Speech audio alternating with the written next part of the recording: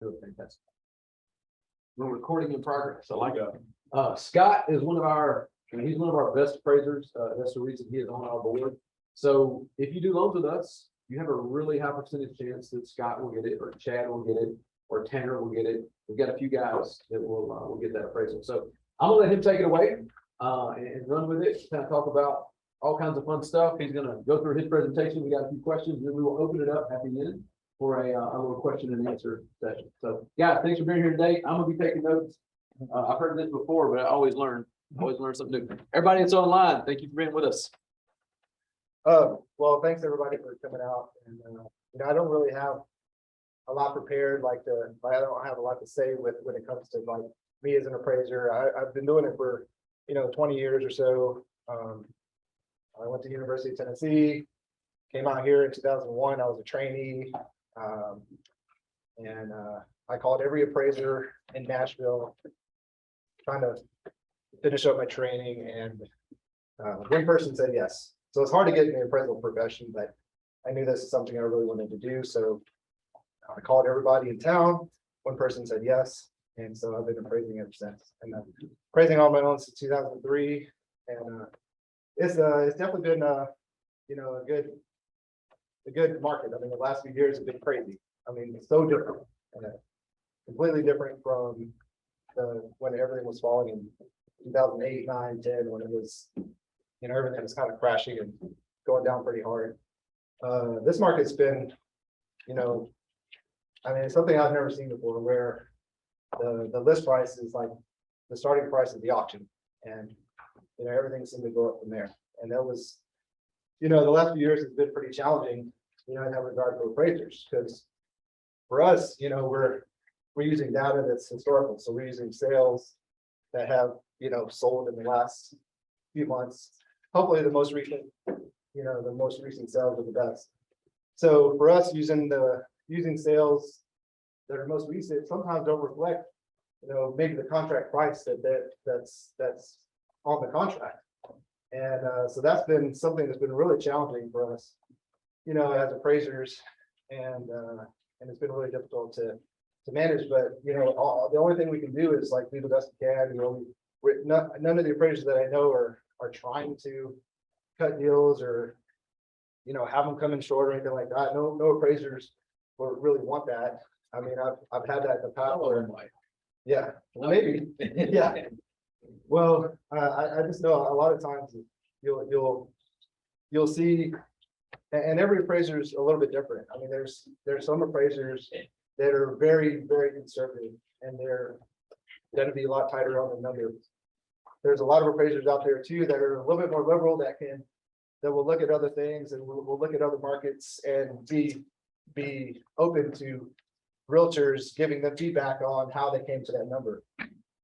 And so for me, I've always been a lot more I don't mind meeting the realtors at the house. I had no problem with them giving me comparables that they look through and that they thought were comparable. I'll look through all those and see if that's kind of what I'm coming in at. So I have no problem with that. And with the market today, I mean, it's starting to change a little bit. Have you guys felt that on your days, days on the market, stuff like that? It's been a little bit different for sure, but honestly, on the appraisal side, it makes it a little easier for us because we're still looking at historic data. We have sales from the last 6 months to a year that are pretty high, and a lot of those that are outliers that probably didn't appraise whenever they closed, but now they're on the market and here they are. And now we have maybe an appraisal that we're doing right now. We still have those sales that are here. So that's definitely been helping us to be able to, I've not seen a lot of appraisals come in short, in the last month or so. It's been pretty good. But it's been pretty good for the most part. Let's see, were we going to talk about? Yeah, so we have some specific questions. Yeah, so guys, I've got some questions that I'll ask, and then each have to write down questions too. But I would love to start. If Robin, can you share the blank? It's in the folders too. It's a you have the one oh yeah, this one. And can we move that little question? Can you zoom in on that at all, Robbie? You should have this in your folder too, guys. Who's seen this on an appraisal? This is really the only thing, these 3 pages are what you look at if you think an appraisal is bad. Okay, and you can also look at the comp pages as far as like how far the comps are away and stuff like that, but I'm gonna have Scott go through and explain how he makes adjustments and what they mean, and then he's got, I think he's got a couple of examples where he's made adjustments so you can see how it works. Yeah, so on this, that's fine. On this page right here, this is comparables. Well, this is comparables 4, 5, and 6. Yeah, just go to the first one. You have the you have that 3rd page I gave as well. Go to the 3rd one real quick. Does everybody see this page right here? You have this page.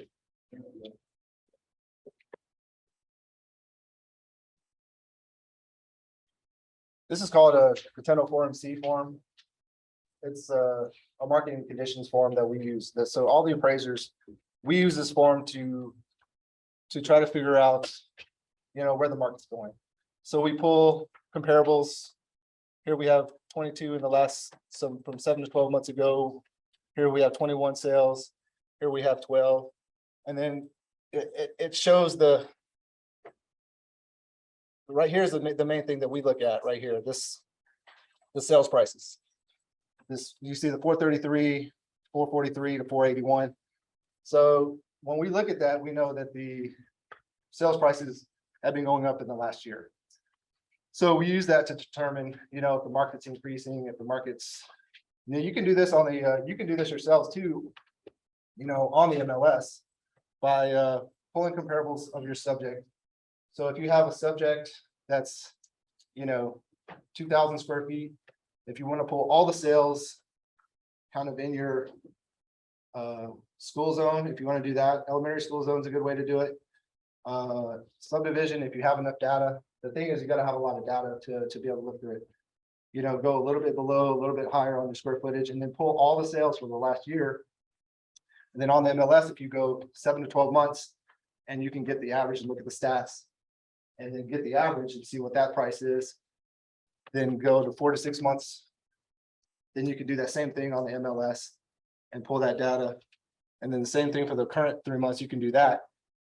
And then you can see kind of the trends where the market's going. And we make adjustments based on this. So it's not, rocket science for us, but, if you take 481,000 minus 433,000, you get about 40,000 or so. And then you can make adjustments based on that. So $40,000 over the last year is how much has gone up in this market area in the last year. So that's about 4,000 a month. And so we'll use that 4,000 a month to make adjustments. So if you go back to the first page.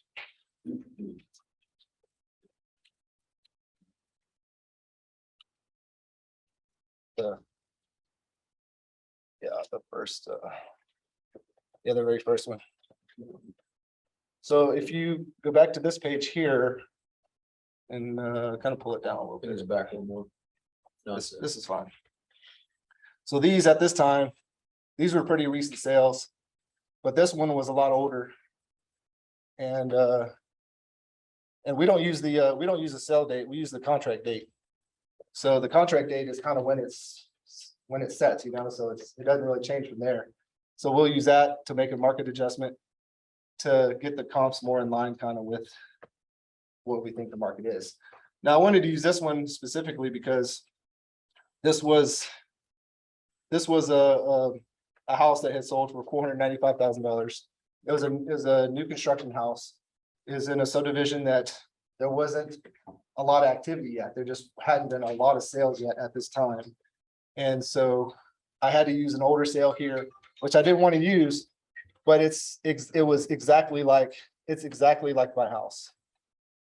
It sold, it was an older sale, but it sold lower, but it's exactly like my house. And for appraisers, I came in at 2344 on the square footage. The builder had it at 2273. But for appraisers, like if it's within 100 square feet, you know, we don't even make an adjustment because there's room for error. There's room for. Yeah, guys, please note that, because I've had people say this one's 50 square foot bigger than this other one. There's no adjustment. It doesn't matter. Yeah. I mean, you think about if you're looking at a 2,700, 2,300 square foot house, you don't notice 50 feet. Like No. an extra foot in the bathroom over here, 50 feet doesn't really make a difference. So just know there's not like, and we're gonna talk about that here in a second. Price per square foot, that's what everybody wants to do. It's 50 more feet times 150 foot. Yeah. No, that's not how it works. Yeah. So he'll talk about how they adjust. Yeah. So for that within 100, within 100 square feet, we're not making an adjustment because it's the same house. Like the builder had it at that, that's what they put on their listing when I measured it. And we measure per ANSI standards. If you ever want to look at that, or you could probably get even real estate credit taking one of those measuring courses from a real estate company. So a quick question. Yeah. I'm asking, do you always use the contract date as you take, is it? Yeah, the contract date of to make adjustments from. Yeah, because whenever it sells, I mean, it may sell 6 months after. I mean, this sold, 10 months after it contracted. And you see a lot of times the new construction, well, the new construction it contracted at that time, might not be what the current value is. It's changed since they've been building them in the last year. And so that's what we use. We'll use the contract date to make that change. These are recent, so we didn't make any changes to this one. But this one here, I wanted to scroll down a little bit. This one, it was actually a resale. So it had sold in November. This is a prior sale for $483,545. And this is a new construction house, and it was flipped and then resold. And scroll back down. It had resold for, go down a little bit more, for this $625,000 in how far was that? In 3 months. Right, 625,000. So I used it because it's in my subdivision. I didn't really give weight to it, and I guarantee it didn't appraise for that, or whatever they bought that for. It just sold for 485, and it sold again for 625. And this one, and then this one here, like a lot of times for appraisals, we'll use a couple houses in the subdivision, especially new construction. We use houses that are in the subdivision, and we'll also go to a competing subdivision that's nearby. Like this one, came in at, it adjusted to 483. That's still kind of below my sales price, my 495 sales price. And my house, had a little bit more upgrades and some things, and it was, more recent. But then there was another one that I had that was in a subdivision that was just next door to it, really. I mean, a little over a mile away, but a competing subdivision for it, and it was a little smaller. And it was a resale. It was 6 years old, and I mean, this came in at 547. So still giving weight, and for appraisers, and this is where the science is not as much science, but it's like the appraiser's opinion, where it's more art of it. the art of the appraisal. So I mean, if you're looking at this, you're like, well, maybe it should come in at somewhere in the middle, 540 or something. But in my opinion, it was the most similar to this, and so I gave weight to this one. So it came in at $500,000, which is still over the contract price, which feels like, to me, it felt like it was more in line with what the value is of that house. And like this seemed out of line. This seemed out of line, but it was in the subdivision, so I used it. And guys, if I can make a comment right here, I know I hear a lot of realtors will say, the appraisers will just meet the contract price. And while I don't think that that's 100% true, they don't want, if the contract price at 500, if they hang a value at 550 or 600, they have to be able to defend that value 6 months from now, 2 years from now, later on down the road. So it's a lot easier to just bring it in closer to the contract price, so they don't put themselves on the hook for, why did you say it's worth 550 when there's a comp at 435, Right.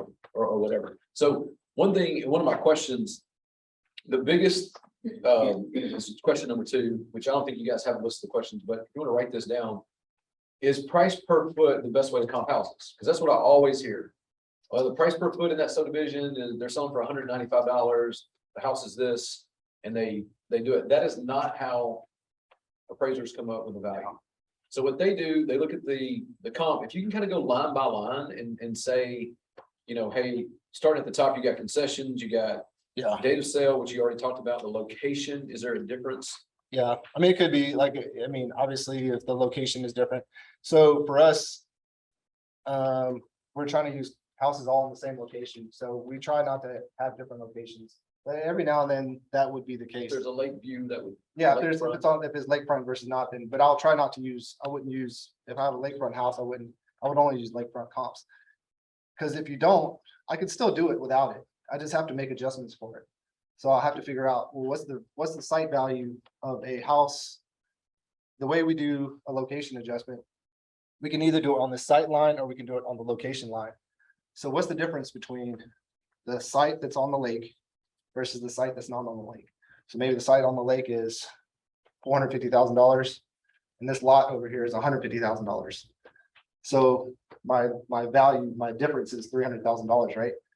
So I would make that adjustment to either location, or you could make it to your site. and some of these lines aren't really gonna come into play. Like that one doesn't come into play hardly ever. Yeah, The site, when it says 6,353 feet, that's the acreage, well, this is the square feet, yeah, the square feet of the lot. So it's a small lot. small lot, it's a little And, small. and there could absolutely be, but people are like, well, hey, everything's selling for 50,000 an acre out here. Why don't you make a bigger adjustment?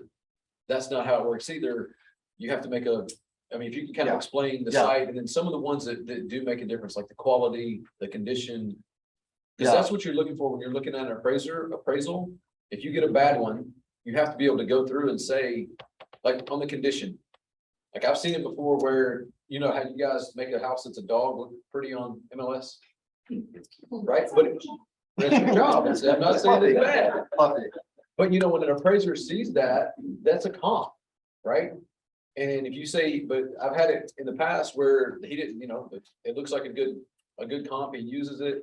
But then they call up and say, hey, that was a distress sale. They were going through a divorce. The house was a mess. It sold for 100,000 less than it was really worth. And you can get that information, then he can make a condition adjustment for that. And that can be when you rebut an appraisal. You can say, hey, that house, I know it looked okay online. That house had a lot of work. It needed 50,000 in repairs. Yeah. That's why I sold for 450, not 525.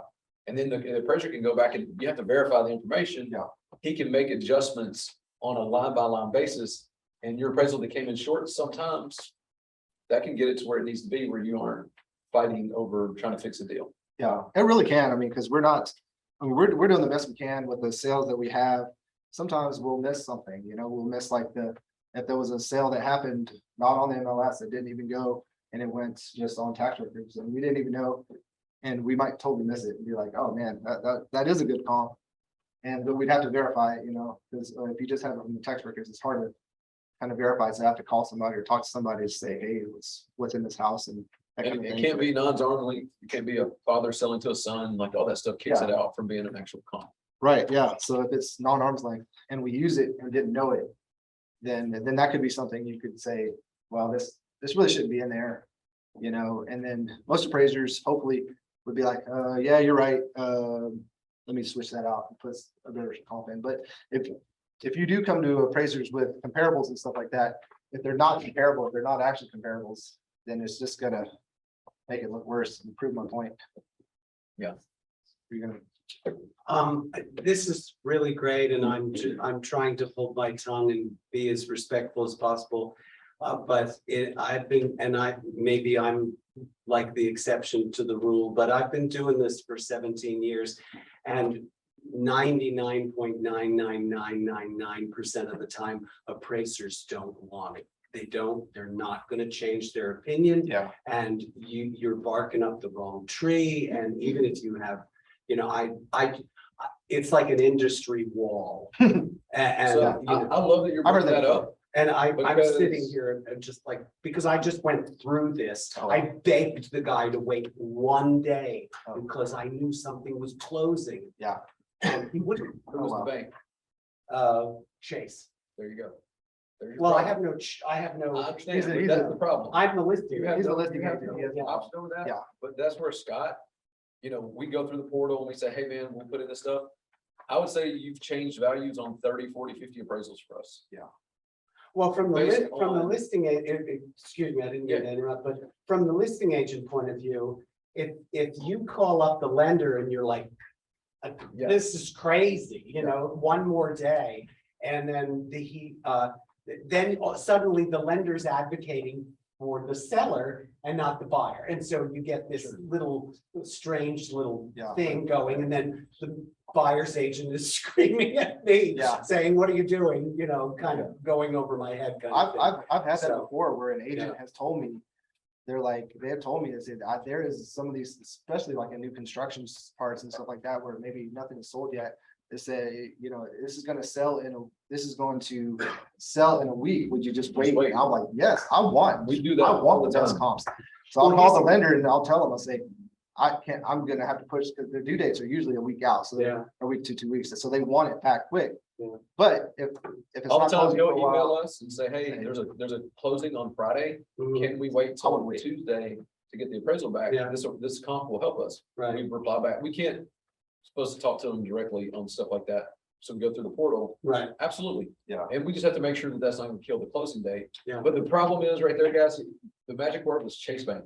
Does Chase Bank care about your client? Does Chase Bank care about anything? They're out of New York. It's a call center. It's a 1-800 number. And that's just the difference in working with Mitch or Clint or, Josh Jones, any of our guys that really care. And Scott, he's part of our team, right? Yeah. I consider these guys part of our team. And it's just the difference, right? Chase may have 100 appraisers in Nashville. Is that appraiser? He didn't answer you. He's a 1 out of 100 for Chase. And like Chase will give me another order tomorrow. I don't care. I get it though. Thanks for I get it, letting though. me air my. Yeah, No, I get it. I think that's a great point. I think you might have more success with the local, like appraiser that, Works with local bank. works with local banks if you were the listing agent. But in that case, it could have been anybody, and maybe you don't have as much success when you're the listing agent. Maybe it's the buyer's agent that needs to advocate for. Plus, that. if you're doing a VA loan or something, then just Right. forget about it. Yeah, You're gonna right. get whatever you get. And So VA loans, I don't do. Scott doesn't do them and we don't have a board for VA. You order them through VA orders them. And And they we don't even give you a. don't know who it is. Well, Most of the time. it's usually late. I could have gone on the panel, but You don't want to do it. I didn't want to do it because they told me, they were like, you have to go to Clarksville and do appraisals in Clarksville and take whatever, I was like, I'm not driving to Clarksville. So, every time anyway. So, what are we talking about? So Yes. So land adjustments, we're talking about, location adjustments, square footage, if it's within 100 square feet, and the square footage adjustments is, let's say the house is worth $200 a foot when you do all your calculations. If the house is 200 square foot bigger, it doesn't mean it's 200 more. It's an Yeah. adjustment's gonna be Yeah. what, $50 a foot? So a good rule of thumb is like, so if you're coming in at like, these are the price per square foot, it's kind of all, this is contracted at 211, 191, 250. 239. So about a third and then up from there. So this is, I adjusted at 100 square foot. But like if you're about a third of what those are, they tend to come in. They tend to be what most appraisers are gonna kind of come in at. So Does that make sense, guys? So if it's selling for anywhere 200 from foot, 30 to 50% of, your adjustment is only gonna be 60 a foot for the difference. Again, if you're buying a 2,200 square foot house, and I'm buying a 2,400 square foot house, that 200 feet. It may be the same number of rooms, maybe the same number of bedrooms. It doesn't comp out to exactly 200 a foot. That adjustment is gonna be $60 or $70 a foot Yeah. for the additional footage. yeah. How do you come up with that? Is it a percentage of the difference? Yeah, I mean, we stick to about 30 to 50% of the about price per square foot, and about the average price per square foot. And but it's kind of like an appraiser's judgment on that, because when we put the comparables up there, and this is not a good example because these are so far apart. I just want to put this up because this wasn't like one of those appraisals that you had all the comps that were similar and it adjusted perfectly, bracketed it in. It wasn't. But there are, when we do appraisals with, comparables that are like that, that are closer, in square footage that's bracketing it, that's like in a normal subdivision, you're not gonna see it. One that's at that price sell for like that 200 a square foot more. Just because it's 200 square feet bigger, because it has an extra bonus room or something like that. It's not gonna necessarily be the same price per square foot as that one. And so if you come to an appraiser with like more comparables, like to look for, like, don't come to them with like a really small house in the subdivision that's at a really high price per square foot and say, like, that's what it should be. Like this one is at 251 a square, you know, a 2,000 square foot house that sold for 510, you know. I mean, if I'd applied that 251 to my square footage, it's gonna be way out of skew from what the actual value is, you know. And so, And the more square footage, the less per foot. yeah, A like, so 1,000 that's, square that's, foot that's, house is gonna be more per foot. so if you have sales that are similar to the house, then you can use that and give it to the appraiser. And That same adjustment have to do with square footage that is below grade, or we kind of getting to that. That's a question we'll ask. Okay. Absolutely. yeah, but we'll definitely talk about below grade square footage and ANSI standards. Or type of home, like split level. Yeah, split levels, split foyers. It's gonna be different. Split foyers, you walk in a house, you either walk up or down, that's split foyer. Yeah. Split levels, you walk in, it's like a tri-level. You walk in and you're over here, you got up or down. Yeah. You know, that's like, or like, And when you're looking at comps, it has to be within 25% of the same square footage. So if your house is Yeah. 2,000. Yeah. They don't want to comp it to a 1,200 square foot or a 3,000 square foot house. They want it to be within 25%, so Yeah. 1,500 to 2,500. Because it gets way skewed. Yeah. When you have big variances in the square footage. yeah, We we can't talk about the basements. Yeah, Oh, and I'm you want to talk about? yeah, I just want to go through like a fireplace, like. So what's the total fireplace- Adjustment for a fireplace. So like a normal fireplace would be maybe $3,000 to $5,000, like you might see an adjustment for that. Like if you have a fence, you know, depends on the quality of the fence, you know, chain link versus, you know, a really nice iron fence, or it depends on the prices range too, like. So if you're in this price range, which is, you know, in the fives, which is like now a starter home, which is crazy to me, like that's almost what you Yeah. start out in Nashville. But like, now like 2 million is like used to be the $1 million houses, now it's a $2 million house. And So my next question is, how do improvements affect the value? And why do the cost of some improvements not increase the value of a home as much as others? So like a fence may cost $5,000 to put up, or maybe 10 grand to put up, yeah, but it's not gonna give you 10 grand on an appraisal. yeah, so for like, and it not, yeah, so if we could see that if we had two comps side by side. And we have we use this, it's called paired sales analysis, and so that's what we use. So we have two sales side by side, one with the fence and one without the fence. What's the difference? What did they sell for? What's the difference? You know, it's hard to say. That's such a small thing, even for a fireplace, really. I mean, so is it 5,000? Is it 10,000? So usually it's somewhere in that 3,000. This is like a smaller adjustment, really, for that kind of stuff. And But one of the best examples is a pool. It may I cost was about to say- $100,000 to put in a pool. but yeah. 50% of that maybe. on an Maybe, appraisal. but it's more now than it used to be, honestly, like. Before, there was be hardly any adjustment, 10 grand for a full adjustment, maybe, but we're seeing now, just since the pandemic and all that, like. Seems like the houses are selling more, like they have a pool, you can see the difference, it's sold for this a lot more than it would if it didn't have a pool. Even though they spent a whole lot to put it in. But there's been a big, so there's adjustments for that, so it could be 50 grand, it could be, because people put in $250,000 pools. So if you're in a subdivision with $2 or $3 million homes, it almost hurts you if you don't have the pool. If everybody has a pool, you don't. So it might be a 250,000 market adjustment for the pool in that kind of price range. But normally it's not. So when I have clients like, hey, my house price for 500, I put in $150,000 pool. It's Now that- what that says case- 50. yeah. It's not gonna happen. Yeah, You're that gonna get case- an adjustment, but nowhere near what it costs. Same thing for detached garage. I built a detached garage Yeah. and my feelings got hurt. Cause it's like, Yeah. I spent a lot of money on it and I got maybe half of it when I got it Yeah. appraised. But I understand it, like, I get it, because not everybody wants a pool. Some people don't want a pool. Not everybody wants a detached garage, they have to keep up. Some people do, some people don't, so the adjustment is not gonna be what the cost is. And what the adjustment is for us, it's not what the cost is at all. We're looking at what's the market variance for it, you know, What's the demand? for- yeah, what does the market say that pool is worth? Or that detached garage or barn or whatever it is? You know, so like, how much more are you gonna pay for this house? You're gonna pay the 150,000 more because you just built this thing out? Or you get, the normal buyer, what would they pay more because you have this extra thing? So that's kind of what we're trying to figure out. And we use paired sales if we can, we use cost. But then the cost doesn't necessarily reflect what the market value difference is for that, you know, for that difference.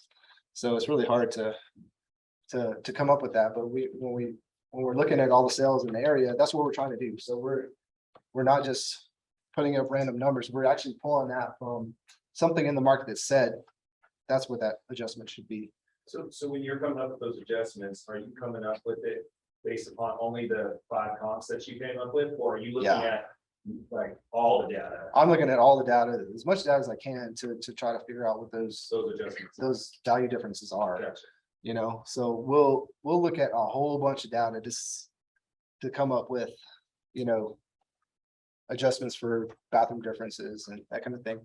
Like here, I just made not a big adjustment, you know, for 3,000, you know, 3,000 for one and 1,500 for the other. So, or no, 5,000 for one, 2,500 for the other for you know, bathroom adjustments. So sometimes they're not really reflective of like, you have your appraisal, you're doing it and you're like, well, where did you get that from? Well, it's like, we have a whole lot of data that we use to say, well, maybe there's $5,000 or $3,000 for a full bathroom, 1,500 for a half, or 5,000 for a full and 2,500 for a half. So we'll look at a whole bunch of data to try to figure that kind of stuff out. Yeah, so guys, what he's looking at right there is the room count, if you can point that out. Yeah, right here. So our subject, your column, your subject is the far left column. It's got seven rooms, 3 bedrooms, 2.5 baths. And then the far right has 9 rooms, 5 bedrooms and 4 baths. Yeah.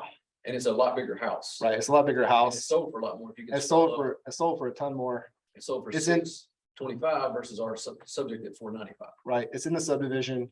It's something that I'm not giving weight to, but it's in the subdivision. I'm using it. So he's using that as a comp, but it's not a great comp. He's giving more weight to comp 1.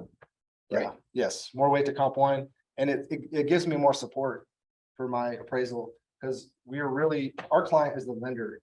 And so the lender is looking at this. So we're basically have to make a case for what our value is.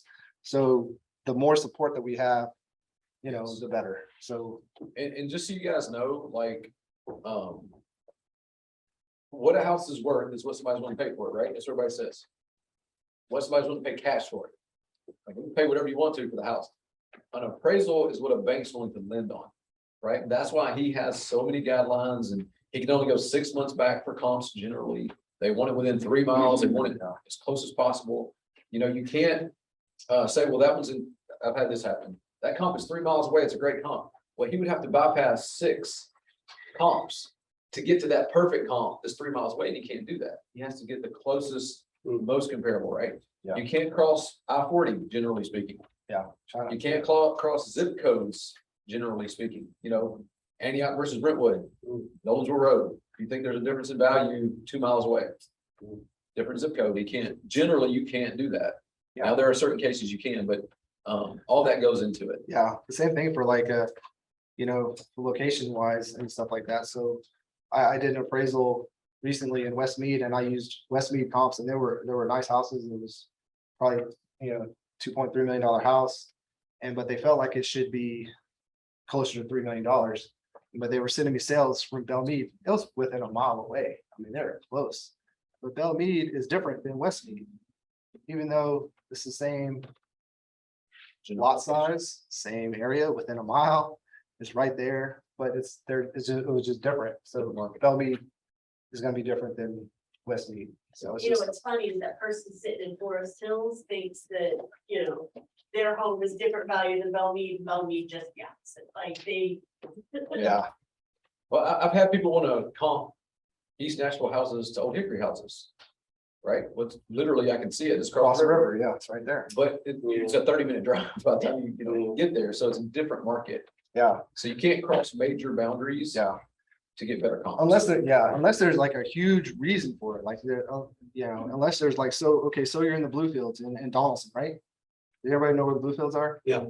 That freaking neighborhood is awesome, but it's a little bitty pocket. And then there's really awesome little neighborhoods and they sell for a whole lot, but the neighborhoods around it, Clover Hill and these other. Nicoya, they don't sell quite as high, so you have to find comparables.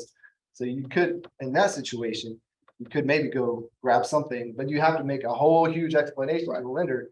While you're passing all these others that are the same. You know, Yeah. and going over and get one, but, so we try to avoid that if we can, just because the lender doesn't like it, the underwriters that are looking at the appraisals.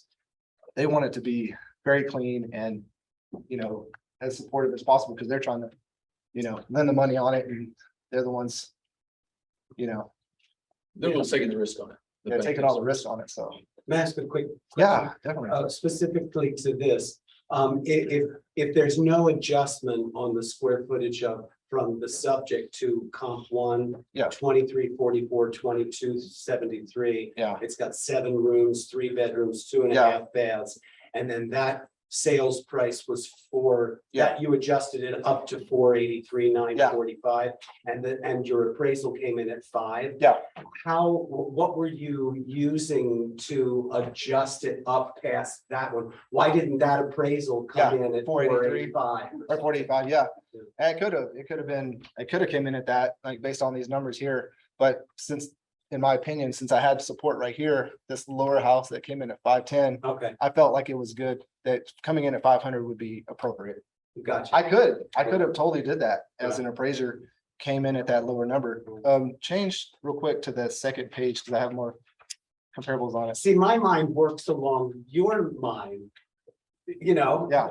But Yeah. sometimes it's really hard for me as a realtor to be able to express that nuance to the appraiser if I have a difference of opinion. Do you know what I'm saying? Yeah, yeah. It's like, I don't know, I can't give it to you black and white, Yeah. sir, but you know, anyway.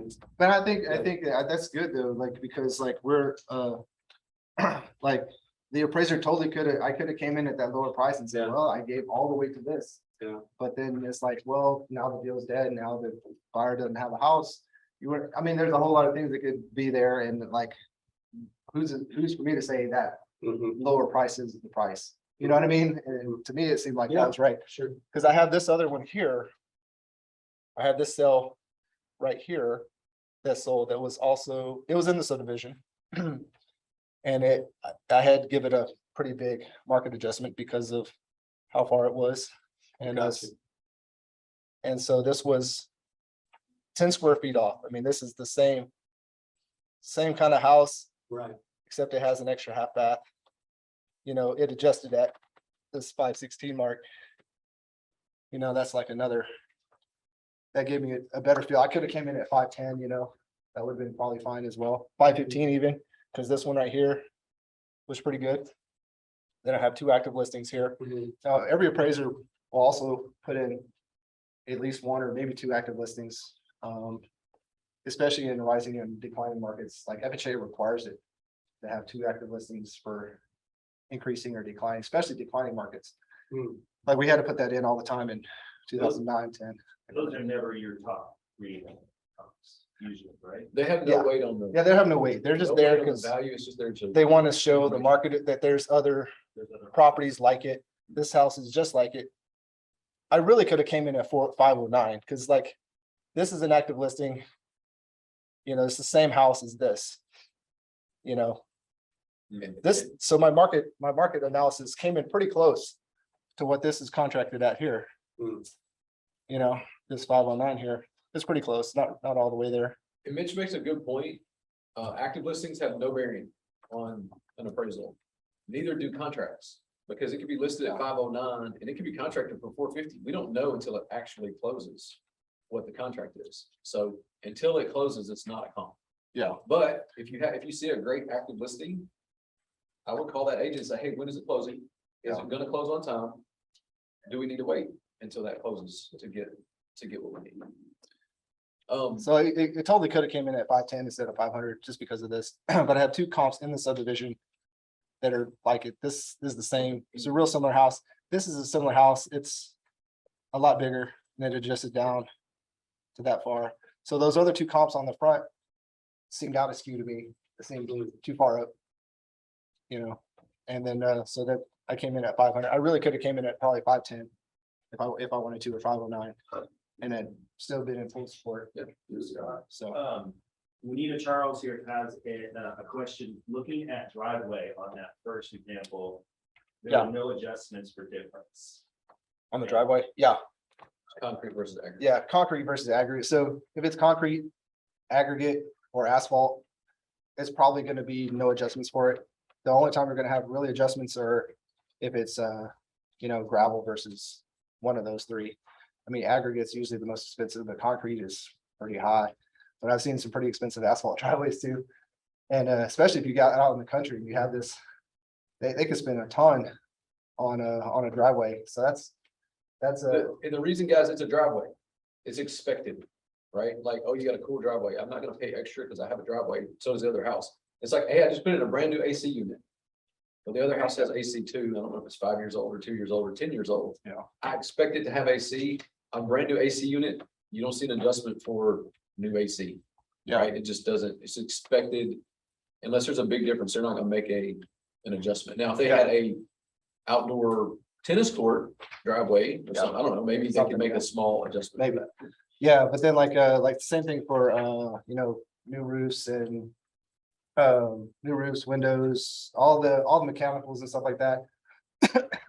That can help the overall effective age of the house when we look at Condition. the condition as well. So for appraisers, when we look at the house, we don't really look at the actual age that it is.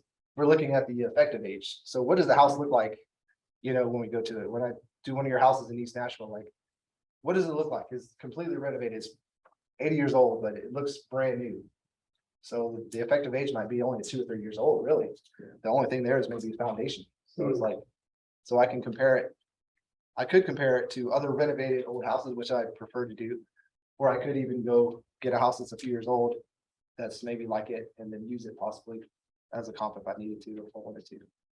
Can we talk about the different Q codes, Q1, Q3, 4, 5? Yeah, okay. With the rise of the number of really high-end Yeah. interior designers picking finishes in these homes, help me understand, So Q5 and Q6, you'll never see because that's really terrible quality and we'll never use it. So Q4 is like your most average basic houses mostly.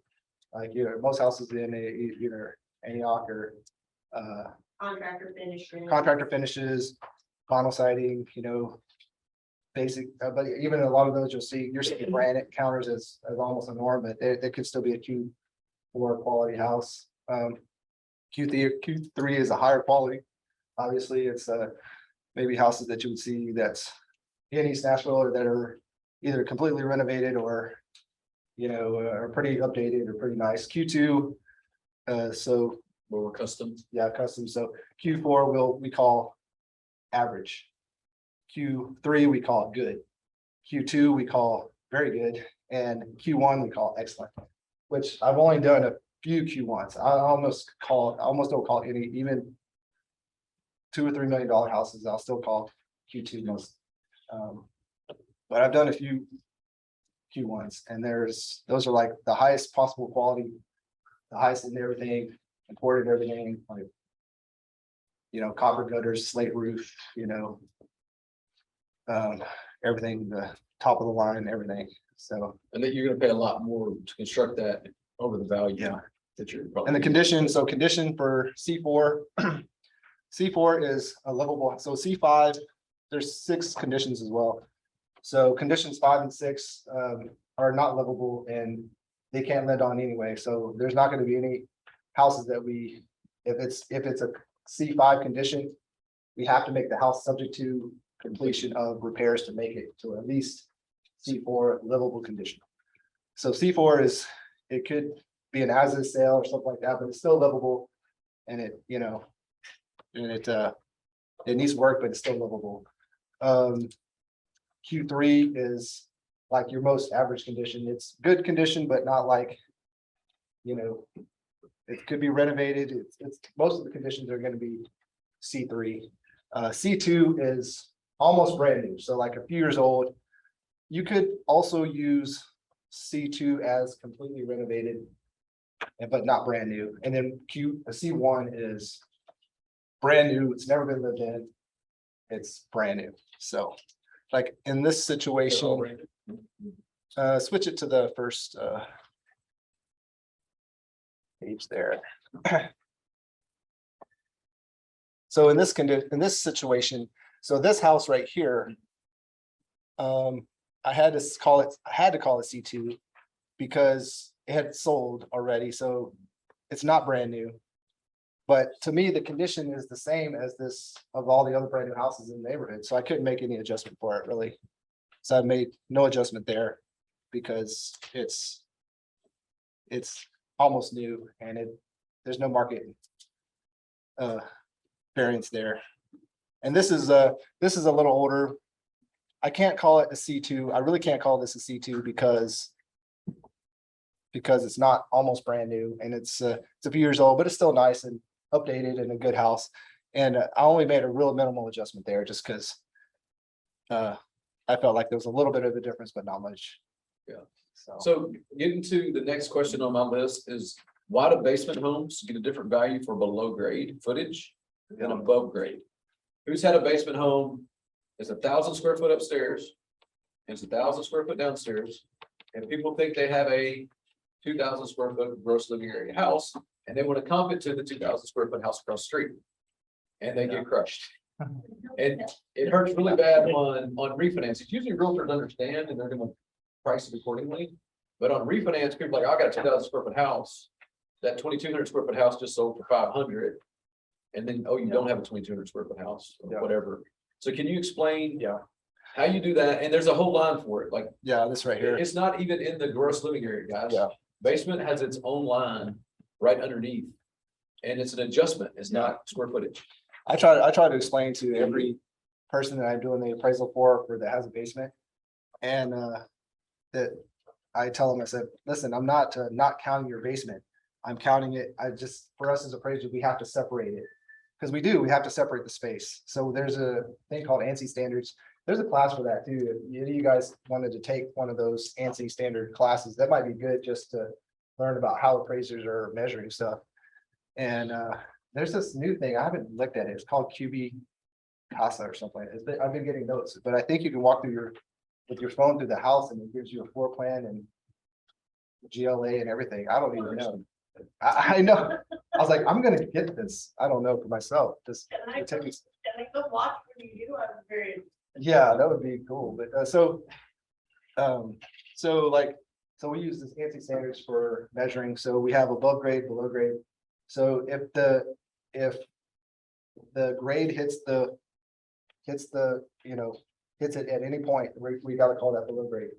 So So what he's saying, even guys, if the ground outside if there's is above windows, the floor by 6 inches or 2 inches, it's below grade. It's considered basement. So a lot of times you have, well, the back of the house, the whole back of the house is 2 stories. I walk straight out. But the front of the house is a 1 story, and the back of the house is a 2. It's a basement. yeah, it's a basement. It's a walkout basement, which is it's still valuable and those are very valuable and can help the house sell for a whole lot, and but not usually the same price per square foot as everything else. So for appraisers, if we're adjusting, say I'm adjusting here at $100 a square foot. If this also had a basement, I would probably start at $50 a square foot on the adjustments. It's usually for appraisers, it's usually half of So you get whatever half your value. above grade square footage is, but it could go up or down from that. Because some of the basements I go into are amazing. They have regular ceilings, not a drop ceiling like this, and regular ceilings, everything, and it feels like the rest of the house. So in that case, I can pull that number higher. Up to, what's the highest, maybe 75? Yeah, 75, 80, maybe. And if it has a full kitchen, that would even help it. It's like a full apartment. So it could be, a big difference. And then, well, if it has windows, I can still count it as square footage, but then I can't call any of those basements. I can't call any bedrooms down there. They're all called flex rooms and different stuff. I can't call it bedroom. bedroom. But if it's a finished basement that has no windows, it's still valuable and it's still adjusted, but it's gonna be adjusted different. That might not be, it might be a lesser number.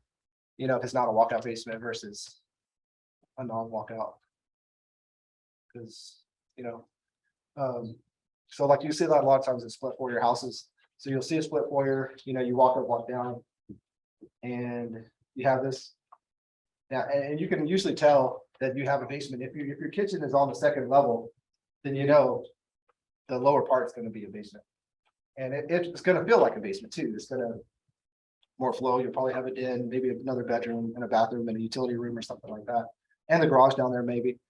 And so that would be for us adjusted like a basement and not like, you know, the square footage, yeah. So if you're doing comps and your house has a basement, do you compare the main living to other houses with that? So if you have a Yeah, 1,700 square foot main living and 1,000 basement, do you compare the comparables to the 1,700 or do you, and then adjust for the basement, or how do you? well, I'll try to use other houses that have basements too as well. So, I mean, you know, ideally you would have other comps that have anywhere from 1,500 to 1,900 square feet above grade. And then also have houses with basements as well. That'd be ideal for the appraiser. But if you don't have that, then you definitely want to have comparables with basements, but then also comparables that are similar in square footage above grade. Like if you use all sales, like for appraisers, we try to bracket everything. So if it has a 2-car garage, we would like 2-car garages or at least 1, 3, we want to bracket it in. So for square footage, we have 1,700 square feet. We really try to have something below it, something above it. Basement as well. So if the basement's 1,000 square feet down there. Comp that has something below it, something above it if possible. So we're trying to bracket everything in to come to this. So I want to drive that point home. If you are trying to sell a basement home, try to comp it to other basement homes, right? Don't just look across the street and say, well, it's similar and try to figure it out. Like that's where you can get messed up on the appraisal. There's tons of basement homes. You usually can find comps anywhere, I would think. I mean, I know some places are flatter than others, Yeah, but if there's a basement home here, there's most likely other basement homes as comps. like what neighborhood are you looking at? We're in Gladeville. Gladeville, so yeah. there's not- South Mount Juliet, yeah, Gladeville. So, I there's mean, basement home, do- it's not a lot. yeah, I was about to say, like, did you use the whole Gladeville school district kind of? Cause that's Well, something. kind of, we this could- is actually my own house. Oh, your own house, yeah. Well, Yes, but in that situation, you know, like we'll like for looking for comps and that kind of thing for appraisers. I mean, we'll look in the subdivision. We look in the market area. We'll use the elementary school zone a lot of times, and that'll broaden our market area to find comparables for it. And that's kind of a similar market area if you have the same school zone, or we can go all the way to the zip code and go from there. But like, if you pull the whole Gladeville school zone, maybe you could find some sales that would comp to it, you know. And like it's on the, so on your MLS, go down to the very bottom. And when it says where you can select other stuff, click on there and just click basement type and just put full and partial and put that in there. And then just put the whole school zone and then put your time parameters in for like to, you know, a year out or 6 months out or something like that. And then Preferably 6 months, but you can't go to a year. yeah, but if you're trying to look at for, you know, if you're trying to find some comps for your place or for a house that you're looking at, you know, you can use those numbers and. Yeah. I mean, so that's what I do. I mean, I'll look at that whole area and I'll put those parameters in there, the Gladeville school zone. Houses with basements first, full, partial, and search all of them. And I'll put some age parameters because you don't want to have too far out on age. And then usually you can find. Hey guys, I'll make a quick point. You know, all these rules, these are Fannie Mae, government, FHA rules. They're really to protect the bank, right? Because the investor, Fannie Mae is the investor. Fannie Mae went through a really hard time in 2008 and appraisals were a big part of that. So they're there to protect them, but it's also to protect your buyer, right? We had one, I'll give you an example. Scott would never do this, but I had a client trying to buy a house in North Mount Juliet, north of Lebanon Road, up in the LaGuardo area. Wasn't on the lake, just a normal house. The appraisal came in like 50,000 short. And the person had bought that house a year prior and had an appraisal on it. And this was a couple of years ago before the market really took off. And they're like, Chris, there's no way your appraiser's an idiot. And I don't think it was you. But, there's no way, right? And I said, well, send me that old appraisal. I'm gonna look at it. The appraiser had pulled a comp. Now, you guys know where LaGuardo is, right?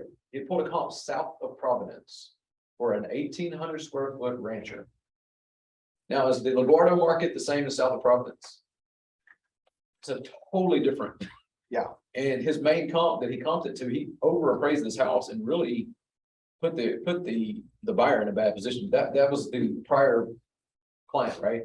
We didn't have anything to do with that. And I looked at the appraiser with the realtors like, listen, this appraisal is terrible.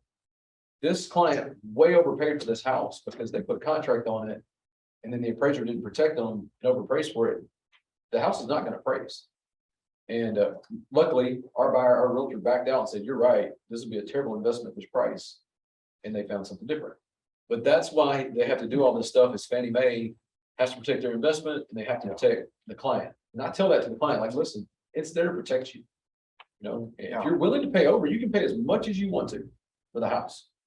But that appraisal was there to tell you what it would sell for if you get in a bind and need to resell it next week. Right? You lose a job, go through a divorce, and you got to resell it. If you paid 50,000 more than it's worth, you may have a tough time getting your money back out. Are refi appraisals different Not really. in any way? Not really. I mean, the fact that on the you know, the purchase, you know, we have the contract and we see it.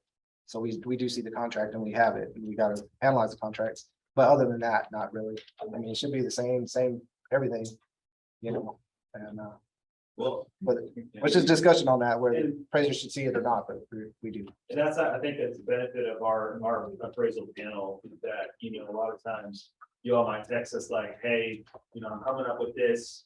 What do you guys actually need? And you can't always meet that, right? But sometimes it helps you to kind of take a look at the market, what's out there, and give us a heads up, and maybe we can adjust our loan amount or prepare the client as well, so. Yeah, because we don't really know for sure, and you know, so we don't know for sure where it's gonna, what it's gonna come in at. So we just do the best we can, and if we have to do that kind of stuff, we'll do that as well.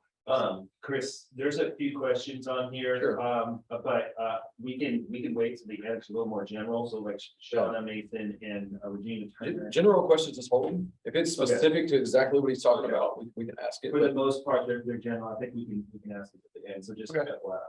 So I've got another question on here. If you want to ask for reconsideration, which, you know, all you guys probably from time to time want to ask for reconsideration. What info does the lender, and we have to do we have to ask, but the realtor is going to provide that, right? I have realtors like, hey, I want reconsideration. I'm like, great. What do you like? Give me some info, right? So Scott, from your point of view, and I can chime in because I know what works too. Like, because he is one of the ones, he's the best. He's like, man, I'll look at it. Absolutely. I'm not trying to kill the deal. Let's look at reconsideration. Yeah. But they can't just say, your guy's an idiot. That's what, there's no way. Yeah, but I probably won't change it then. Yeah, right. You know, and because I've had that happen where they're like, this is wrong. I'm like, well, okay, why is it wrong? And they're like, well, I just know it's worth more. Well, that doesn't prove on paper. He's got to prove it on paper. So what kind of information are you looking for that will give you the ammo? Because he has to have ammunition to change it. He can't just say, hey, Fannie Mae, I changed my mind. Like, no, he has to have a reason Yeah. to change it. Because Fannie Mae, they're really over our shoulder on everything. So Yeah. if we put out one value and then we send it in another with a different value, they're like, Wait a minute. wait, did someone influence you to change that? So I have to have good support to say it. And if I put in there and say, well, you know, I reconsidered this, looked at this, and this was actually a better sale, so I used it, then, you know, then I can do that. So that's the best thing. If you have sales that I missed or one of us missed or something like that, that's the best thing. Like, So the that's, 2 or 3 things that I've seen, and Scott's right on. If you have a better sale that he didn't use, so number one, look at the appraisal. As I've said, well, there's one right across the street. And it's like, yeah, that's comp 2. It's on there. Yeah. Okay, so look at the appraisal, get a better comp and say why it's a better comp, why it should be used, have your info. Then the next best thing you can do, look at those 3 or 4 comps and figure out why one of them shouldn't be used. Yeah. Right? If he hung his hat on number 1, call number 1's listing agent and say, hey, was this house really in good condition? Man, I put a little spit bath on it, made the pictures look great, but no, this thing was, these people were distressed sale. Guy was moving because of his job. He had to sell it. And they took 50,000 less than I thought they should have because they were impatient. Oh, great. You can put that into Scott through us. Yeah. He will call that agent to verify. then he can completely remove that comp from the report. Yeah, if it's not good. If it's not a good comp, now your whole report changes, because now you have to have another comp to put the weight on. Yeah. And then the other little things is like, hey, we have a fireplace and you missed it. Hey, we have a fence that we had no adjustment for, the other ones didn't. You're gonna get small adjustments, 1,000, 2,000, and get small adjustments for that stuff. But that's what I've seen. Like, go to the appraisal and say, this is why, and do it very nicely. If you send it to us really ugly, I gotta clean it up so that, so it doesn't, because we gotta take your information and send it over to our guys through a portal and all that stuff. Yeah. So, And, you know, and I mean, I'd rather be accurate than, than anything. So like if my report's accurate and I feel like it's good, I feel fine in changing it, even if Annie Mae's gonna look at that harder. I feel like that's gonna be a better, stronger report if it's, right, it's better. and these guys have a license, right? This is their livelihood. They can't just go out and willy-nilly anything and get in. I've had that situation before though, where I talked to like I was doing an appraisal in Columbia. And I came in at my value based on comps in the subdivision. And they were like, why aren't you using comps over here? And it was in Spring Hill, in still Murray County, but Spring Hill. And I was like, I can't use these. I have these that are here. These are great comps. This is what it is. Anyway, they were so mad, they turned it into the state and it was like, and it was a big deal. It was a big mess and nothing came from it, but I still had to deal with it. And it was, they look at your whole report to try to find something in there that's not use fat line or something, or some wording that you said or something. So, but even though I told the agent, I said, I can't use these, say, well, okay, we'll just turn you in if you don't change it. That's what they told me. If you don't change, put the comps that I've given you, we're gonna turn it in. I was like, I can't do it. Yeah. What do you want me to do? Yeah, so, they're licensed just like us and just like you guys. You can't do anything that's gonna affect your livelihood. So they try to he does a great job, but he can't just put arbitrary numbers on things. Yeah. The next question I got, what are the, Maybe a quick question. Yeah. How much does the size of the yard or even the topography of it affect? I mean, it could be definitely a difference. So we'll try to look at, other land sales, especially in a subdivision, if it's flat versus, not, and it could adjust the site value, because each house has the site value. So if we're thinking that, well, it's maybe 10 grand less because of, well, this topography is not great, then it should be adjustment for that. For site differences and stuff. So. And when you're making that consideration, are you looking at whether the backyard is usable or unusable, and usable even in the sense of the flat end of it is in the flat plane versus not the flat plane? I mean, we'll try to look at that too, and like when we're looking at the subject, it's a lot easier. When we're looking at the comparables, we're looking at maybe what the realtor has. So we're trying to make adjustments based on that, but a lot of times, like the things that are so good about the house are not on the listing, or they're not going to show that or talk about that or that kind of thing. So sometimes it's hard to make adjustments for that. And but if we can find differences, then we make adjustments for every market difference. So if we see a market difference in those two sales, or the subject versus that, then we'll definitely make an adjustment for the difference. That's a good question. You're saying floodplain, like the flood zones. Yeah. Like how much weight do you put on that, as far as, are you trying to find other? I try to find other comps comps that are in that as well. flood zone? And that's in a flood zone, that's similar, and then you kind of give weight to that. But then a lot of times there maybe just a chunk is in the flood zone, but the house is not. right? So And you don't have technically that it flood is. insurance. So technically it is, but it's not affecting the house. So it might not affect the marketability at all if the house is not in it. What I find in a flood zone, guys, is if it adds $50 to the payment, right, that's 10,000 more dollars they could go out and spend on another house, right? If it's 300, I've seen $300 a month in payment. Well, I could go buy a $60,000 more expensive house for the same payment. You got to take that into consideration if it's in the flood zone. And sometimes you can get an elevation certificate and get it out of the flood zone and things like that. My next question, Scott, was what are the most common mistakes you see an agent when they're putting property information on the MLS? And how does that affect the appraisers and, how can they improve it? Yeah. Like square footage errors. Well, a lot of times I'll see like just a number that they'll have a square footage number, but they won't break it down. And like, they'll say 2,000 square feet. And then they won't break it down basement, thousand. It skews all the data. Like when I'm writing the appraisal, I have to go in and I have people that type them. So I have to go point at it, say, this is the above grade, this is below grade, this is not 2,000 square feet. Or, And don't depend on tax records for your square footage. I've heard 80-90% of tax records are not accurate. Yeah. On the square footage. it's really good if you have a prior appraisal or if you have professional measurement is like the best thing you can possibly do to save yourself from Yeah. like, We have it all the time where, the appraisal will come in short. And then we'll look and they mislist the house by 400 square feet. Right? Well, if it had been 2,900 square feet, it probably would appraise, but at 2,500 square feet, you got a problem. Yeah. So, doing a professional measurement or ask the owner for a prior appraisal. Yeah. So you have an accurate square footage. Like I said, I've heard 80% of tax records or more are not going to be accurate on the square footage. And sometimes that's all 500 or 600 square feet. Yeah, That's there's a big huge. difference sometimes. And then a lot of times, sometimes we'll see if there's a in-ground pool in the neighborhood. They'll put it as an in-ground pool on the house, put in-ground pool. And then you look at it, say, oh, I got a comp of the pool. Oh, then you look at the pictures, like, there's no pool in the backyard. Like, oh, they're talking about the The neighborhood pool. neighborhood.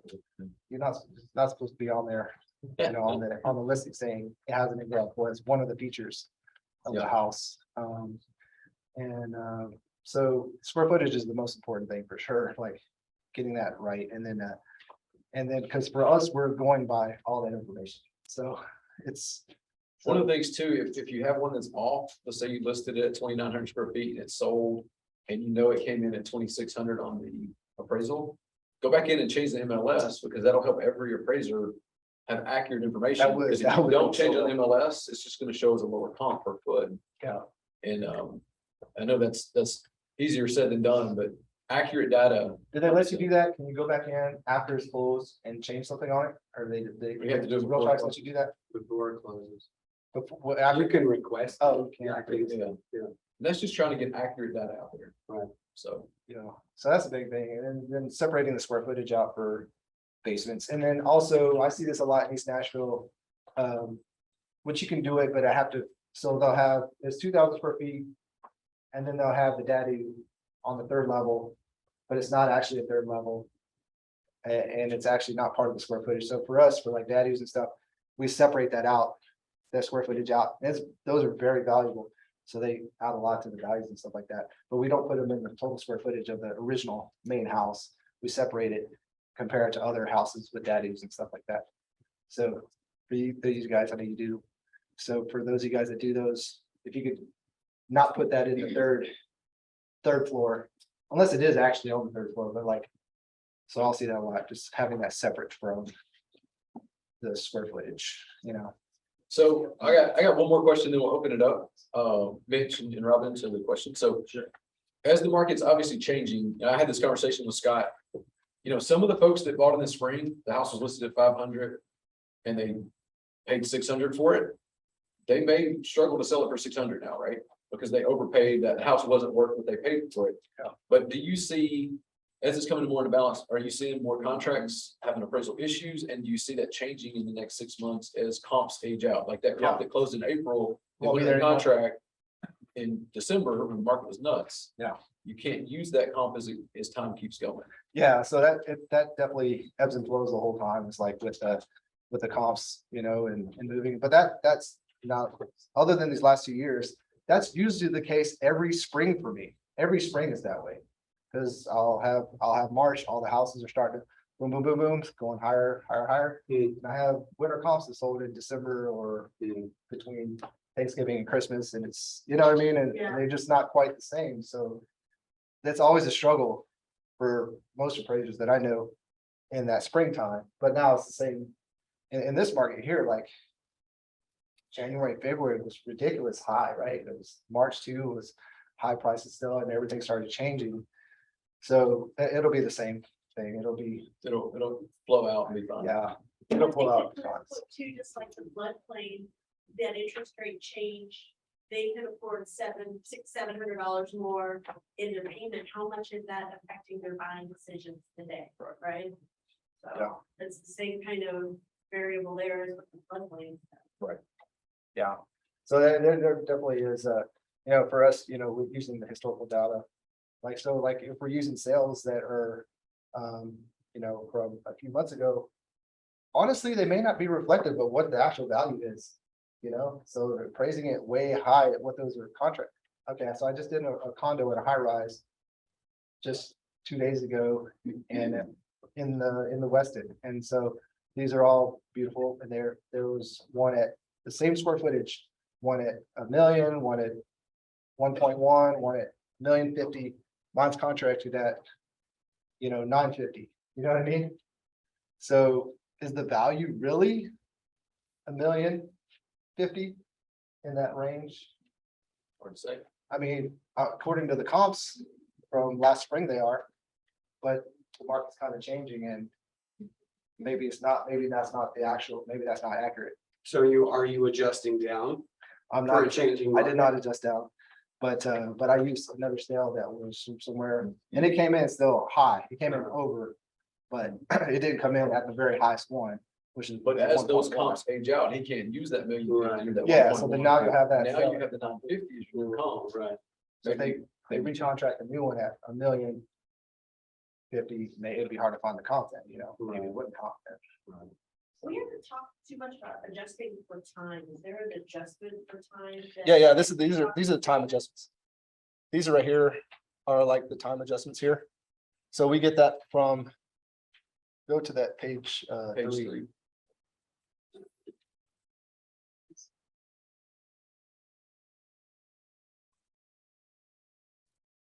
Yeah, so here, this is where we get our time adjustments from. This right here, this line right here is where we get it from. Okay. So you see it's going up 433, 481. Oh, yeah. Divide that by 12, then you get your per month adjustment that we use.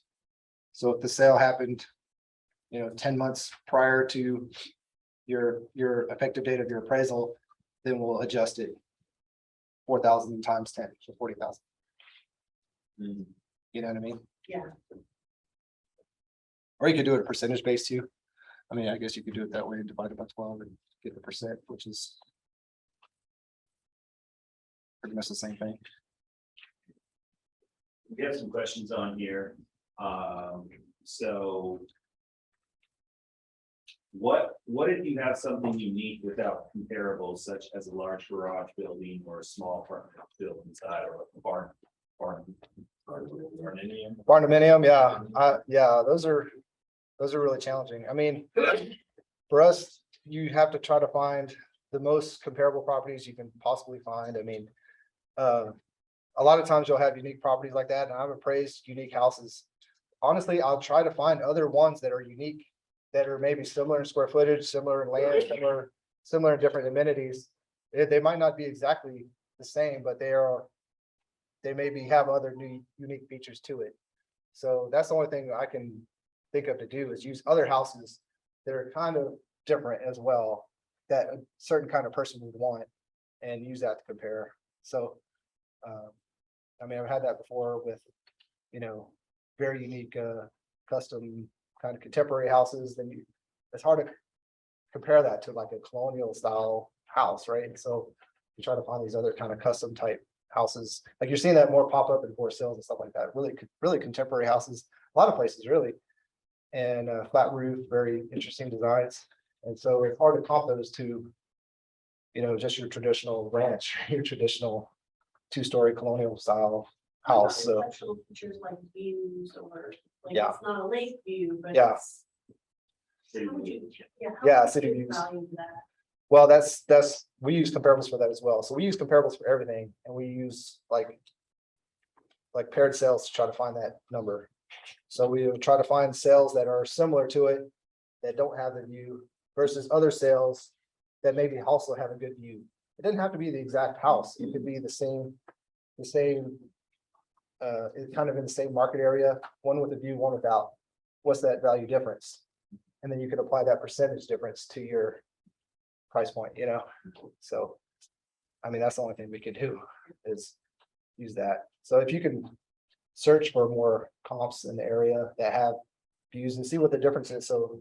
I mean, you could estimate that really, you know, not easily, but you can estimate, so it looks like it's about a $50,000 difference.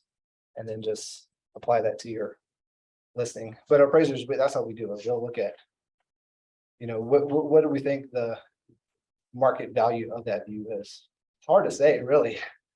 But that's the only thing we can do too, is use ones without, and ones with, what's the difference, percentage difference, then apply it. What about, how far will you go out and find comps for like log homes or mobile modular homes that are like? Yeah, so for log houses, we like, I think lenders require at least 2 log houses to compare it to, and it's got to be like actual log. Some have actually log siding, and that's not a log house. There's got to be like constructed log house, and so those are harder to find. But I'll go usually as far as I can, staying. Now usually those are more in kind of rural areas or different counties, but I'll go as far as I can to find the comparables, staying within the county, staying within. I'll start with the local market area, the local city, and I just go out from there until I find some kind of comparables to use, at least 2 of them, that I could get at least a good judgment on, you know, on the log house. Same thing for manufactured houses too. I mean, those could be the whole area. Like if I do a manufactured house in Wilson County on the south side, I'll use all of South Side School Zone or South Side and the whole, and Watertown, maybe in the whole area, just to find, you know, some kind of similar comparables for it. So. One last question on here, it looks like, is how do you take like land in consideration, like if there's nothing that's similar? I lost the question, I guess there's more.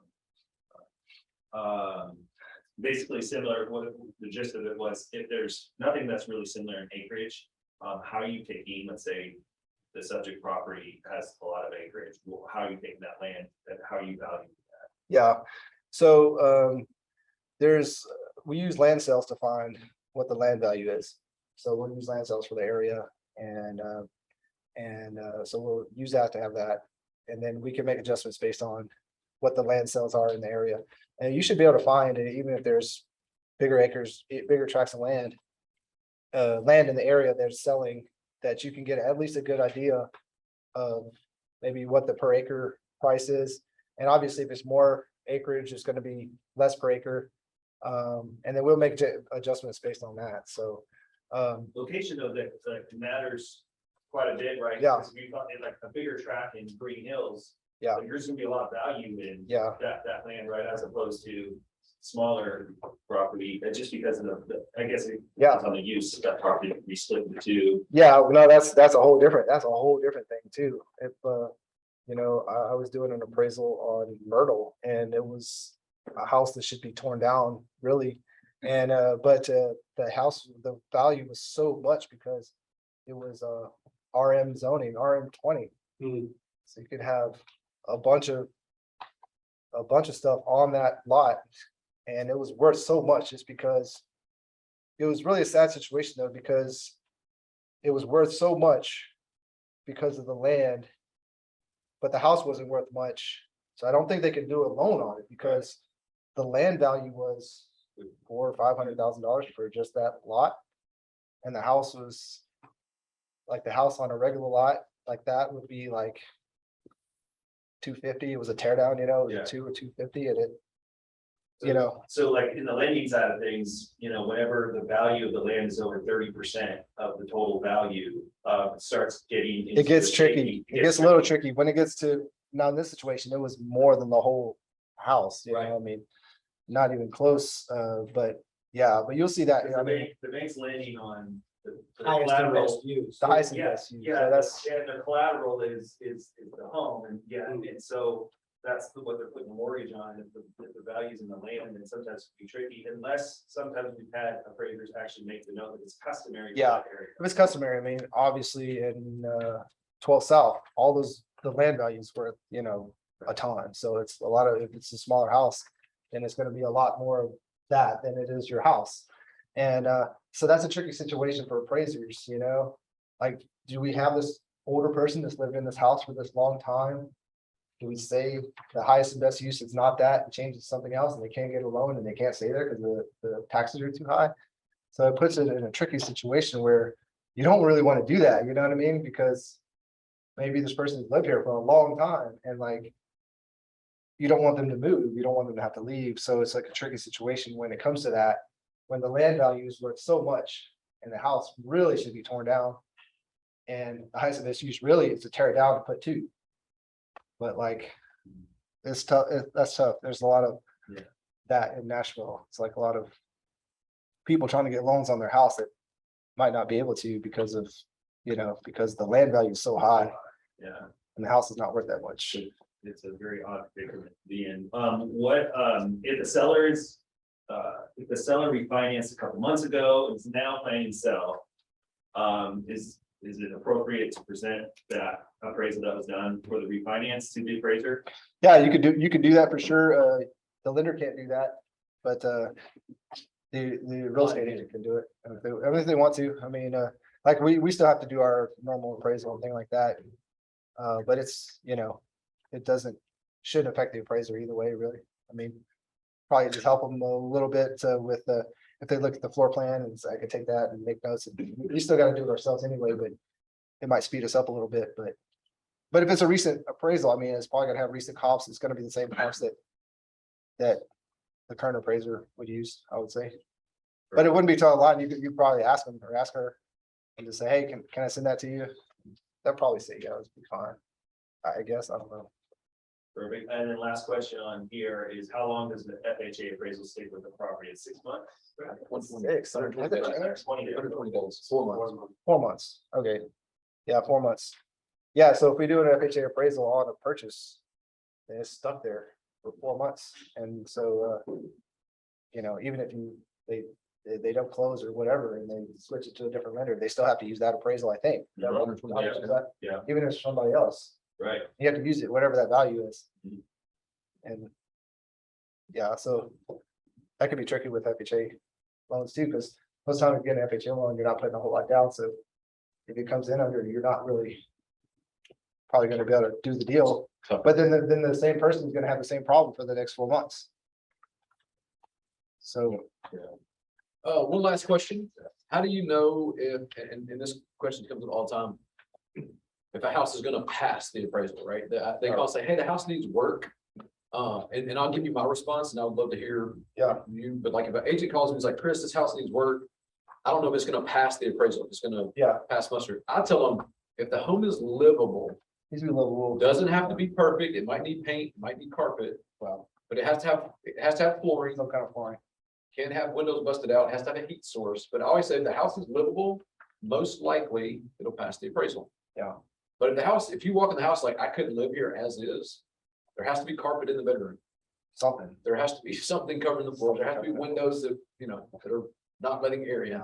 But that's what my response is. If the house is livable, it'll probably pass. It may not come in at a super high value. Yeah.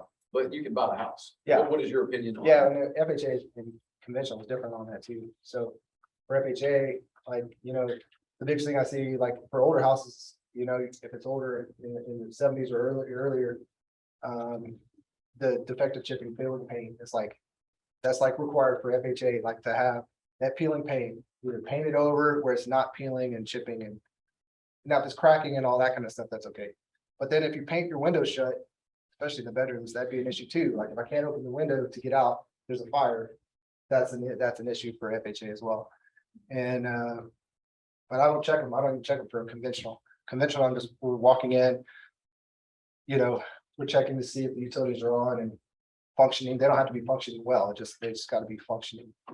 And and we can still pass it that way. But for FHA, there's more things. So if there's railing, it's usually if it's over 3 steps.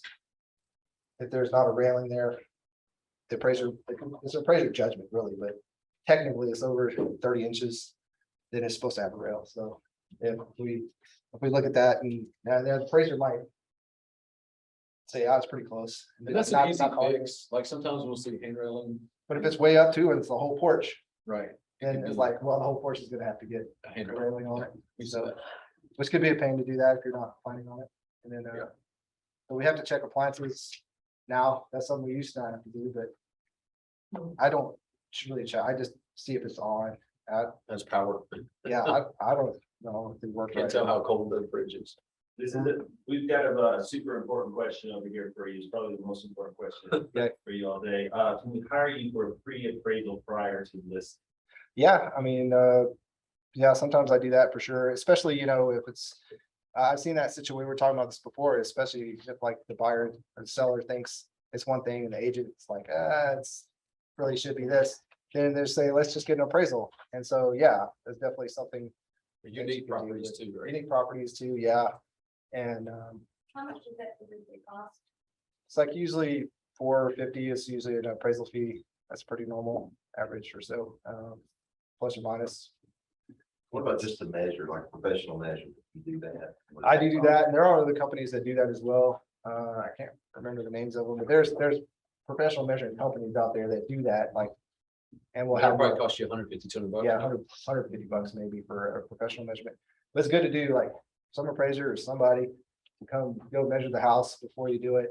Kind of add-on service for your listing. There's another agent that just called me this morning that I'm doing too for her. And she just likes it, she just likes them so that when the appraisal comes back and if it's different, nobody, no, I had this professional measure, this is what it is. Or if, then they can put that on the listing and they'll have accurate square footage on their listing. So it's Takes the guesswork out.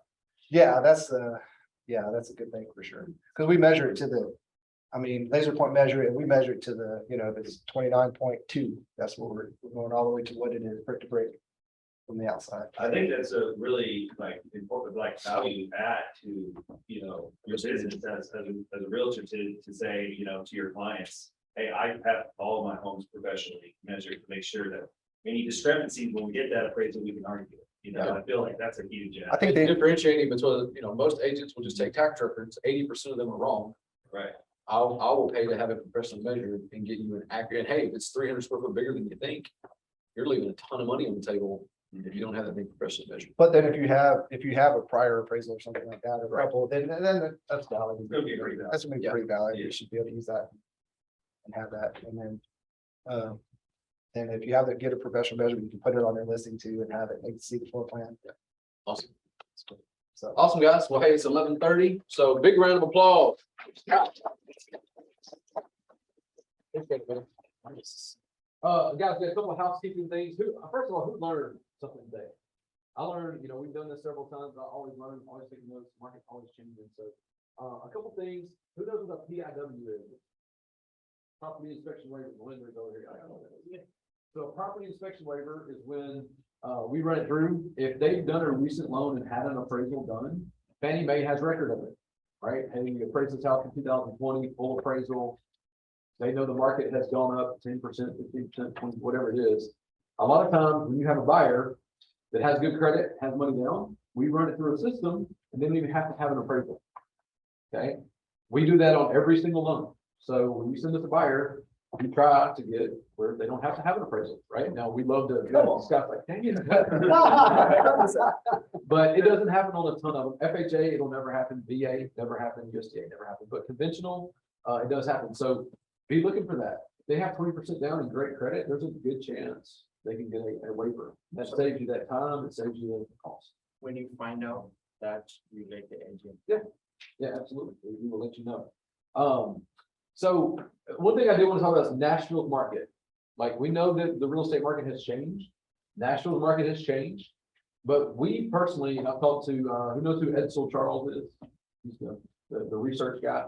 I talked to him several times. He doesn't see Nashville having a big negative impact, okay, as far as prices go. Now, if you overpaid in the spring, I think Scott made a great point when I talked to him earlier. If the house was listed at 500 and you paid 600 in April, you might not be able to sell it for 600 right now, but that doesn't mean the market went down. It means you've overpaid, which people did. We see that there's a ton of people coming here, from Facebook to Oracle to all these people moving people that are making good money to Nashville. There are not enough houses here to house these people. That will create stable prices. Now, will prices possibly flatten out or even come down a little? Maybe. But we see that Nashville is gonna be a very strong place to buy and own. So when you're having those conversations with clients, I've had it since 2015. I'm gonna wait till the market crashes. Right? Yeah, it's like, okay, and they're still waiting. And now they may have a little bit more valid point to make, but probably not. Also, guys, they're gonna wait till the market crashes, then rates come down. That's when they're gonna buy. Just know that it is, and they'll come back around. Right, it already has, right? So, yeah, there it is. So what we tell people, and I'm sure y'all heard this, is kind of a funny saying going around here, marry the house, date the rate, right? So, hey, the house right now, if you find a house you love, rates are in the 5s, go ahead and get the house you love. If rates fall to 4.5, 3.5, refinance it. If rates go to 6.5, you're gonna be glad you got the 5.5, right?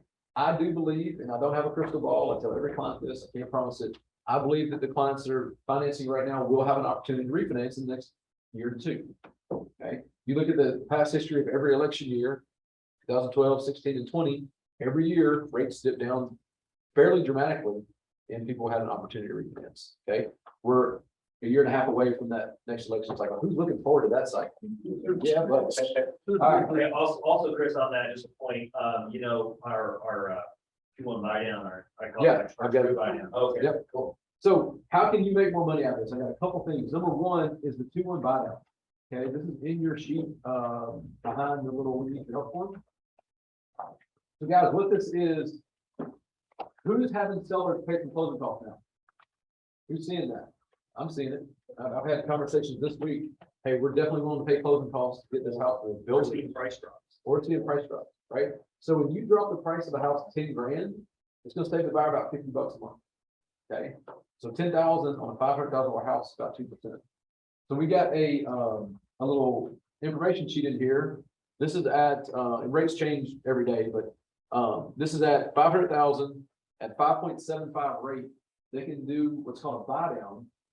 And for the first year, that client can get a 3.75 rate. Who would like to tell your client, hey, for the first year, you get 3.75? Sounds pretty good. The second year, it goes to 4.75. The third year and beyond, it's at the same rate it would have been anyway. Okay, the seller has to pay about 2% for the closing costs. Okay, so if the seller has a $500,000 house, they're willing to pay about 2%. It does fluctuate. The buyer put down 10% versus 20%. It fluctuates. But on this example, the buyer saves $542 a month for the first year, $279 a month for the second year. And then from that point forward, it's the same as it would have been. Most likely they'll be able to refinance in that time frame anyway and get into a lower rate. So this is a great tool. If you have buyers that are on the fence, like, man, I just a payment, I'm worried about it. Use this tool, get the seller to pay closing costs and get that rate to start in the 3s. It's not an adjustable rate mortgage. Okay, so people are like, oh, it's adjustable. No, you get the same rate you would have gotten anyway, years 3 and on. Just the first 2 years, you get a discount from the seller. The seller pays that cost. And most likely, the extra percentage will refinance anyways. That's right. Next 21. So Most likely. is that seller paid concession on top of the regular closing cost Well, to pay for that buy down? yes. So they would have to pay about 2% for closing for the buy down. On top of the normal. Yeah, so you can only pay a max of 3% like on On some. conventional, on most conventional, FHA 6%. But that 2%, yeah, your maximum seller contribution, let's say on a conventional loan is 3%. So, but if they are willing to do 2% or even 3%, then 2 of that percent can be used towards this buy down. And the rest, whatever left over, can go towards closing costs. That's right. Right. So I mean, they can use it all towards closing costs and just not do the buy down, but this gives them the option to do it. But is the buy down I'm sorry to be dense, is the buy down cost on top of the regular Yes, yes, closing correct. cost? Yeah. Okay, so if it's like 8,000 in closing costs, It may be then it 18. would be another Right. 2% of this, okay. All right, so how can we help you guys make money? First little tip, who's using HomeBot in here? Awesome. And he's still not using HomeBot. We talked about it 12 times. Guys, HomeBot is a simple tool to use to stay in front of your clients. It gives them a link every month. Troy, you've been using it and you get feedback, you get leads. People click on it and you get an email that says, hey, Joe Smith is exploring markets. Joe Smith wants a CMA. Whatever they're doing, it'll tell you what's going on. It costs a whopping $25 a month. Okay, you can partner with your lender. We pay the bulk of the cost. You can do it on your own. You'll pay a bigger fee to do it on your own, but it's the best marketing you can do, in my opinion. You know, everybody wants to buy leads and spend all this money. HomeBot keeps you in front of your leads, your clients, and it keeps them from going to the big Z word. And once your client going on Zillow to look at their home value and seeing 14 agents at the bottom, like raising their hand to call, right? When they go to HomeBot, which is the same concept as Zillow, it's branded to you. Okay, so they go in there, they're only seeing you. It's a way to keep your clients there. The last thing, guys, I want everybody to write this down. How can you take what you learned today and make money? If you learned something today about appraisals, about how to evaluate homes, you now have knowledge that you can use to make money. The way you do that is you call 10 people every day from your sphere of influence, or hopefully your past clients or your database, and say, hey, I just took an awesome class on appraisals. I got a lot of great information. I'd love to share it with you and talk to you about buying a house. Who can do that? Who thinks if you call 10 people every day, you would probably get more business? If you're not calling people, what'd you say? Yeah, but I don't want. Don't want to do it. You know, and that's why. Or do a bonbon. Yeah, you can do a video. Do that. There's a lot of things you can do. But guys, our business, we have to lead generate. Right? And right now, who thinks the business is a little bit tougher than it was last year at this time? Like last year at this time, people were like, hey, the market's going crazy. I want to sell, I want to buy. But right now, it's still a great time for your sellers. If they own a house, they have a ton of equity. It's a great time to be a seller. And it's a great time to just offer that, hey, I've got great information. If you want to know what your house is worth, I can definitely help you with that. If you want to look at buying a house, I think it's still a great time to buy. You can actually get concessions. You might get a little bit off the price. 5 years from now, when all the stuff comes to Nashville, I think houses are going to be more expensive. And I got one topic just on that, as far as, you know, I was gonna do a little video to my past database too. We're talking to some friends of mine over the weekend, and they wanted to buy the home next to them. They knew the owner, and he was currently renting it out, and they want to control their neighbors. So they wanted to buy it, and they're like, how can we do this? I said, well, you have a ton of equity in your home. You either, do a cash out refinance or get a home equity line, take some of that and reposition that equity and purchase this property. And they said, well, how can we qualify with 2 mortgages? I said, well, we do a rent analysis. Scott would do the rent analysis when he's doing the appraisal. And based on the rent, we need 75% of whatever it could potentially rent for to offset whatever that mortgage would be on that property. So essentially, if that 75% of whatever it could rent for knocked out the mortgage, then you basically the client just has to qualify with whatever their current debts are right now. Which they qualify Which for. they qualify right now. So pretty much if they can utilize the equity in their home, they can buy an investment property. So that might be something you want to share with your clients, that, hey, you're ever thinking about getting an investment property right now might be a great time to look at it with all the equity. I think encouraging your clients to buy and own rental real estate is one of the best things that we can do as real estate professionals, right? When I'm talking to a first-time home buyer, I always ask them that question. Hey, how long do you plan to own this house? And would you consider keeping it as a rental when you move? If you're buying that first home, I still own right now the first house I bought in 2005, and it cash flows like crazy. It's doubled or 2.5 times in value, right? So it's been a great investment for me. If you'll have those conversations with your clients, you can help put them in a much better financial position down the road. Last thing, guys, we need your help for one. So we are not professional speakers. We get paid to help you, right? To help your buyers.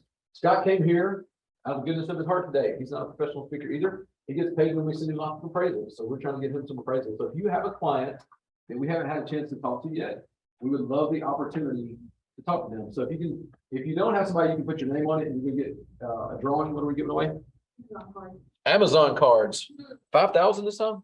It's 5,000? Oh, maybe a little less than that. You guys online can do this too. But guys, I want to tell you this, and I'll tell you this at every single lunch and learn we have, whether it's me, whether it's one of our other loan officers that invited you here, our favorite leads are somebody that's already been pre-approved with another bank. So if you got somebody, I know everybody comes down, they say, I already talked to Quicken. I've already talked to a big bank, Wells Fargo, something like that. We want to give them a second opinion and be able to earn their business. If they go to Chase and you have a problem on the appraisal, what's gonna happen? Bill's gonna die, it's gonna be a fiasco, right? You heard that story. So get them a second opinion. Mitch will sit down with them, he'll go over, this is how we do what we do, this is the way that we work. Most of the time, they will see a difference, right? If they went online and did something, they got zero information, they might have a letter, but they're kind of confused, they're not really ready to buy a house, because it's overload. Once they get with us, let's say that they're on a 5 out of 10 excitement level. After they meet with Josh, they're gonna be on a 9 out of 10.